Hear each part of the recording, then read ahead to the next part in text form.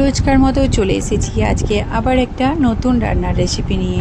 তো আজকে রান্নার রেসিপিটা একদম অন্যরকম হতে চলেছে। এখন আমাদের বাড়িতে কম বেশি আম সবার বাড়িতে রয়েছে। তো সেই আম একভাবে খেতে খেতে একঘেয়েমি হয়ে যায়। তখন আমরা বুঝতে পারি না ওই আম দিয়ে কী রেসিপি বানানো যাবে। তো এই রকমভাবে একটা সুন্দর আইসক্রিমের রেসিপি যদি বানানো হয়, আমার মনে হয় খুব মজা করে ঘরের বাচ্চা থেকে বুড়ো সবাই খাবে। আর এই গরমের মধ্যে একদম শরীর ঠান্ডা করার মতো এর থেকে ভালো মনে হয় কিচ্ছু হতে পারে না। তো hello everyone, welcome back to my channel Mithun Mampi ব্লগে তোমাদের সকলকে ওয়েলকাম জানিয়ে শুরু করছি আজকে নতুন একটা ভিডিও। তো কেমন আছো তোমরা সবাই? আশা করি তোমরা সবাই ভালো আছো, আমিও ভীষণ ভালো আছি। যদি তুমি আমার চ্যানেলের নতুন বন্ধু হও, চ্যানেলটা সাবস্ক্রাইব করে পাশে থাকা রিকোয়েস্ট রইল। ভিডিওটা ভালো লাগলে একটা লাইক কমেন্ট শেয়ার করে দিও। তো চলো ভিডিওর মূল পর্বে যাওয়া যাক। সবার আগে এখানে আমি ক্রিম মিল্কটা 3 থেকে 4 মিনিট মতো জাল করিয়ে নিয়েছি। ক্রিম মিল্ক যখন ফুটে এই অবস্থায় চলে এসছে, তখন এর মধ্যে আমি চিনি অ্যাড করেছি আর অ্যাড করেছি সামান্য একটু এলাচের গুঁড়ো। আমি ঘরে থাকা এলাচকে গুঁড়ো করে নিয়ে আমি অ্যাড করে দিয়েছি। তোমরা যদি এলাচের গুঁড়ো পেস্ট প্যাকেট ব্যবহার করতে পারো। তো ভালোভাবে নাড়াচাড়া করে নিলাম, সুন্দর করে দেখো একদম দুধের সাথে মিশিয়ে নিলাম। এইবার আমি এখানে কিছু ড্রাই ফ্রুট ব্যবহার করেছি। এই ড্রাই ফ্রুটের মধ্যে আছে কাজু বাদাম, কাঠবাদাম, তার সাথে আছে কিশমিশ আর খরমুজের বীজ। এই সব ড্রাই ফ্রুটকে আমি ভালোভাবে ভেঙে নিয়েছি। তোমরা চাইলে মিক্সারে হালকা ব্লেন্ড করে নিতে পারো, কিন্তু একদম মিহি হয়ে গেলে জিনিসটা অতটা ভালো লাগবে না। তো এইভাবে আমি ভেঙে নিয়েছি একটা কোনো ভারী কিছু সাহায্যে।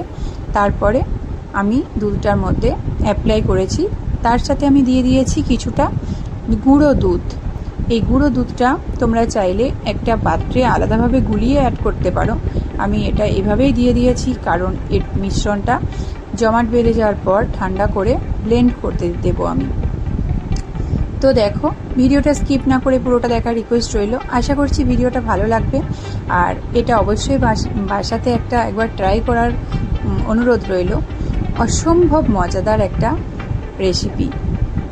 আমার তো বাড়িতে এটা বানিয়েছিলাম, সবাই অনেক মজা করে খেয়েছে।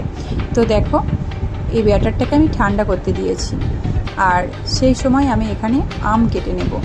ব্যাটারটা তোমরা চাইলে ফ্রিজে ঠান্ডা করতে দিতে পারো, বা তোমাদের যদি খুব তাড়াহুড়ো থাকে তবেই ফ্রিজে ঠান্ডা করতে দিও। আর তা না হলে এটা ব্যাটারটা তৈরি করে একটা থালার মধ্যে এইভাবে ঢেলে তোমরা এমনি রেখে দিতে পারো, এমনি ঠান্ডা হয়ে যাবে। আর দেখো, আমি ব্যাটারটা ফ্রিজে রাখিনি, এমনি ঠান্ডা করতে দিয়েছি। আর ততক্ষণে আমি এই যে আমগুলো ছাড়াচ্ছি, এদিকের এই কাজগুলো করতে করতে আমার ব্যাটার ঠান্ডা অলরেডি হয়ে গেছে। তো এই আইসক্রিমটার জন্য আমি 4টে আম নিয়েছি। 4টে আমে আমি 2 প্যাকেট মিল্ক নিয়েছি। এবার তোমরা কম বেশি নিজেদের মতো বুঝে নেবে, কিন্তু আমের সাথে মিল্কের পরিমাণটা যদি সমপরিমাণ হয়, জিনিসটা খেতে অনেক সুন্দর হয়। এবার দেখো, আমাদের ব্যাটারটা ঠান্ডা হয়ে গেছে, পুরো ক্ষীরের মতো হয়ে গেছে। ওটা আমের সাথে মিক্সারের মধ্যে পুরোটা দিয়ে দেব। দিয়ে আমি ভালোভাবে মিক্সারে আমি এটা ব্লেন্ড করে নেব। আর যখন ব্লেন্ড করব, তখন একটা জিনিসের দিকে লক্ষ্য রাখতে হবে, যেন এটা কোনোভাবেই ভেতরে দলা না পাকিয়ে থাকে। একবার ব্লেন্ড করে ঢাকা খুলে চামচ দিয়ে কিছুক্ষণ নাড়াচাড়া করে আবার একবার দুবার ব্লেন্ড করে নেব, একদম যেন এই মিশ্রণটা খুব স্মুথ হয়। তো দেখো, এটা আমি ব্লেন্ড করে নিয়েছি, আমার ব্লেন্ড হয়ে গেছে। এবার আমি এটাকে একটা পাত্রের মধ্যে সেট করে নেব। এখানে আমি একটা কৌটো নিয়েছি স্টিলের, এটার মধ্যে আমি আইসক্রিমটা সেট করব। তোমরা চাইলে যে যেরকম খুশি পাত্র নিতে পারো, তবে যে পাত্রটা নেবে তার ঢাকাটা যেন এয়ার প্যাকড হয়, কোনোভাবেই যেন ভেতরে ডিপ ফ্রিজে যেহেতু আমরা এটা রাখবো, আইসক্রিম বসাবো, ভেতরে যেন জল না ঢোকে। তো দেখো, এরকমভাবে আমি সেট করে নিয়েছি। তার উপরে আমি এখানে কিছুটা ড্রাই ফ্রুট কুচিয়ে রেখে দিয়েছিলাম, সেই ড্রাই ফ্রুটটা ওপর থেকে ছড়িয়ে দিলাম। তো চলো তোমাদেরকে সামনে থেকে একটু দেখাই, দেখো দেখতে কতটা সুন্দর লাগছে। এবার এটা আমি একদম ঢাকা দিয়ে ডিপ ফ্রিজের মধ্যে ঢুকিয়ে দেব। এটা আজকে আমি দুপুরবেলায় ডিপ ফ্রিজের মধ্যে ঢুকিয়ে দিলাম। কালকে আমি 24 ঘন্টা পর ডিপ ফ্রিজ থেকে বের করেছি। দেখো এই অবস্থায় এসেছে জিনিসটা।